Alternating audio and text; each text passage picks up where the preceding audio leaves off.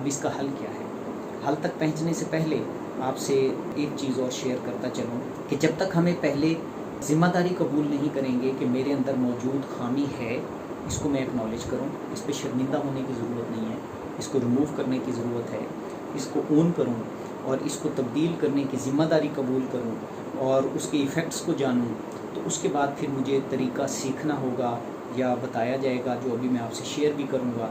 تو پھر اس طریقے کے اوپر میں ایک خاص عرصے تک مسلسل تواتر کے ساتھ جب تک عمل نہیں کروں گا تو وہ میرے سب کانشیس میں اتر کے میری ہیبٹ نہیں بنے گی، اور جب تک وہ میرے سب کانشیس میں نہیں جائے گا اور ہیبٹ نہیں بنے گا تو اس کا مجھے فائدہ نہیں ہوگا۔ یعنی کہنے کا مقصد یہ ہے کہ سب سے پہلے ذمہ داری قبول کرنا، پھر طریقہ سیکھنا اور اس طریقے کے اوپر مسلسل عمل کر کے اس کو ہیبٹ بنانا، یہ تبدیلی کے لیے ضروری ہے۔ اور ان میں سے کوئی بھی ایک چیز کم کر دیں تبدیلی نہیں آتی۔ پریکٹس جتنی مرضی کرتے رہیں اور اونرشپ قبول نہ کریں تب بھی نہیں آئے گی۔ اگر طریقہ کار درست نہ ہو اور اونرشپ قبول کر لوں اور طریقہ کار نہ سیکھوں اور عمل کرتا رہوں تب بھی تبدیلی نہیں آئے گی۔ یہ 3 سٹیپ پروسیس ہوگا۔ اب پروسیس کیا ہے؟ سب سے پہلے یہ ہے کہ میں اس کو کہتا ہوں RCR پروسیس۔ RCR، اس پورے ایونٹ کو پہلے ریوائنڈ کریں۔ مثال کے طور پہ اسی بابا جی کے ایونٹ کو لیتے ہیں، اس ایونٹ کا آخری سٹیج کیا ہے اس کو ریوائنڈ کریں۔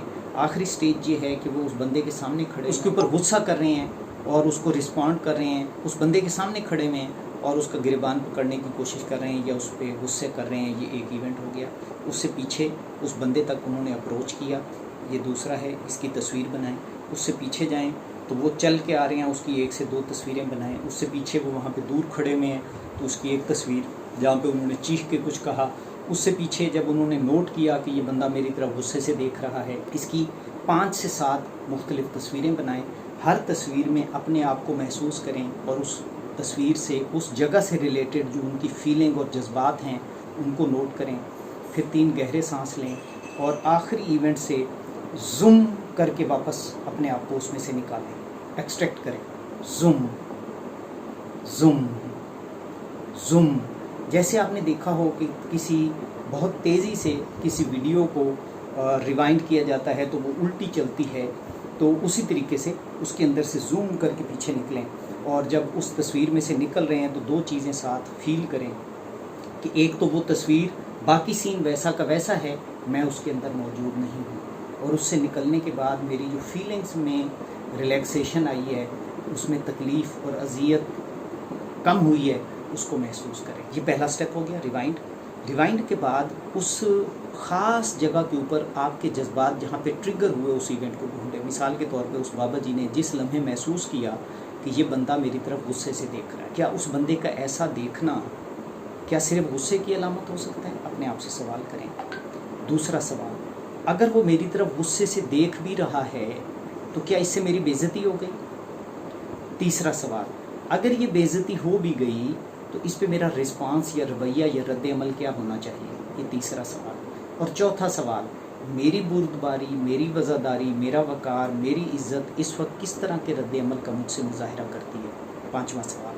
یہ سوال کرنے کے بعد سوچیں کہ میرا رویہ کیسا ہونا چاہیے، ویسا رویہ کنسٹرکٹ کریں۔ مثال کے طور پہ ہم یہ ایزیوم کرتے ہیں کہ اس وقت بابا جی نے یہ کنکلوڈ کیا کہ یہ بندہ تو میری طرف غصے سے دیکھ رہا ہے، لیکن اس کے ایسا دیکھنے سے کوئی بے عزتی نہیں ہوتی۔ کسی کے دیکھنے سے، کسی کے کہنے سے، کسی کے ایکسپریشن سے میری بے عزتی نہیں ہو جاتی۔ میری عزت، بے عزتی میرے رویے کے ساتھ، میرے عمل کے ساتھ وابستہ ہے۔ اگر یہ غصے سے دیکھ بھی رہا ہے تو میرا رسپانس یہ ہونا چاہیے کہ میں اس کا الٹ کروں، اس کے ساتھ رواداری کا مظاہرہ کروں۔ تو اب میرا رویہ کیا ہونا چاہیے؟ تو ہم ازیوم کرتے ہیں کہ بابا جی نے کنسٹرکٹ کیا کہ وہ بندہ میری طرف سے غصے سے دیکھ رہا ہے، تو میں اس کی طرف، میری وزاداری اس بات کا تقاضا کرتی ہے کہ میں اس کی طرف مسکرا کے دیکھوں۔ تو بابا جی نے جیسے ہی یہ محسوس کیا کہ وہ غصے سے دیکھ رہا ہے تو بابا جی آگے سے مسکرا کے دیکھ رہے ہیں، مسکرا کے دیکھ رہے ہیں، ساتھ وہ ہاتھ ہلا رہے ہیں، ہیلو کیسے ہیں آپ، فزیکل جیسچر اور فیشیل ایکسپریشن۔ اور اس سے اگلا سٹیج یہ ہو سکتی ہے کہ وہ خیر سگالی کے طور پہ بڑے خوش دلی کے ساتھ اس کی طرف چل کے جائیں، جیسے شو کر رہے ہیں کہ وہ بندہ ان کا جانا پہچانا ہے اور وہ ان کی طرف بیسیکلی اس وجہ سے دیکھ رہا ہے کہ وہ ان کو پہچاننے کی کوشش کر رہا ہے۔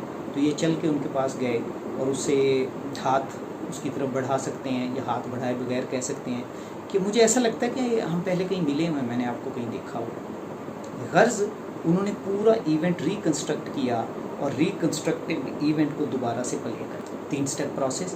سب سے پہلے پرانے ایونٹ کو ریوائنڈ کریں، ریوائنڈ کرنے کے بعد اپنے آپ کو ایکسٹریکٹ کریں، ایکسٹریکٹ کرنے کے بعد اس کی وجہ کو ڈھونڈیں، اس وجہ کو ڈھونڈنے کے بعد آپ شعوری طور پہ دیکھیں کہ آپ کا ریئیکشن کیا ہونا چاہیے تھا، اس ریئیکشن کو ریکنسٹرکٹ کریں اور کنسٹرکٹ کرنے کے بعد اس کو ری پلے کریں۔ اس سے ہوگا کیا کہ پہلے سٹیپ کی صورت میں جب آپ نے ریوائنڈ کیا اور اس میں سے اپنے آپ کو ایکسٹریکٹ کیا تو آپ اصل میں اپنے سب کانشیس پروگرامنگ کو ریموو کر رہے ہیں۔ سب کانشیس پروگرامنگ کو ریموو کرنے کے 2 فائدے ہوں گے۔ اس ایونٹ کے ساتھ اٹیچڈ ان پلیزنٹ فیلنگ جب ختم ہوگی تو آپ کی تکلیف، اذیت اور سفرنگ کم ہوگی۔ اس کی طرف قرآن مجید میں اشارہ کیا جاتا ہے کہ آپ کے ساتھ جو زیادتی کی جائے اس کا بدلہ اتنی ہی زیادتی ہے، لیکن اگر کسی کو تم معاف کر دو تو یہ تمہارے لیے زیادہ بہتر ہے اگر تم شعور رکھتے ہو تو۔ آج سائنس یہ پروو کرتی ہے کہ انسان کے سب کانشیس مائنڈ میں پڑی ہوئی میموری کو جب تک اریز نہ کیا جائے تو اس کی تکلیف اور سفرنگ ختم نہیں ہوتی، اور میموری اریز کرنے کا ایک ہی طریقہ ہے کہ بندہ اس شخص کو جس نے اس کے ساتھ تکلیف پہنچائی یا برائی کی اس کو انکنڈیشنلی معاف کر دے۔ تو اسی کی طرف قرآن اشارہ کر رہا ہے کہ اگر تم معاف کر دو تو تمہیں اصل فائدہ تب پہنچ سکتا ہے۔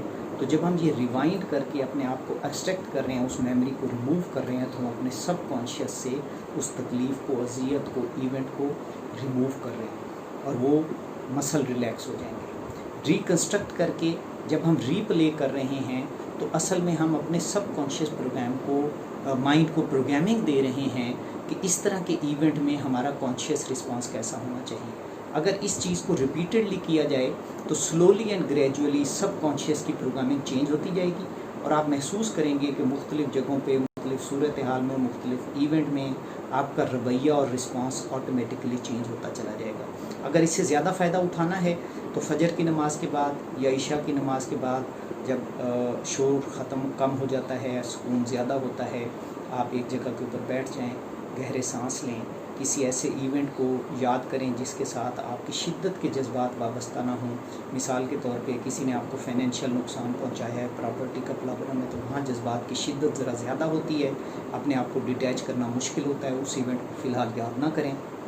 کسی عمومی سے ایونٹ کو یاد کر کے اس کو ری پلے کریں، اس کی مختلف سٹیپس پہ تصویریں بنائیں، اس تصویروں کے اندر اپنے آپ کو دیکھیں، پھر زوم کر کے اپنے آپ کو باہر نکالیں، 3 سے 5 دفعہ اس کو دیکھیں، زوم کریں۔ اگر آپ کی اس میں جذباتی شدت ڈیٹیچ نہیں ہو رہی تو پھر اس ایونٹ کی تفصیل کو تھوڑا سا مزید ویژولائز کریں اور آہستہ آہستہ کر کے ہر ایک ایونٹ میں سے اپنے آپ کو ایکسٹریکٹ کریں اور پھر دیکھیں کہ آپ کے جذبات اس سے ڈیٹیچ ہو رہے ہیں، تکلیف، اذیت کم ہو رہی ہے۔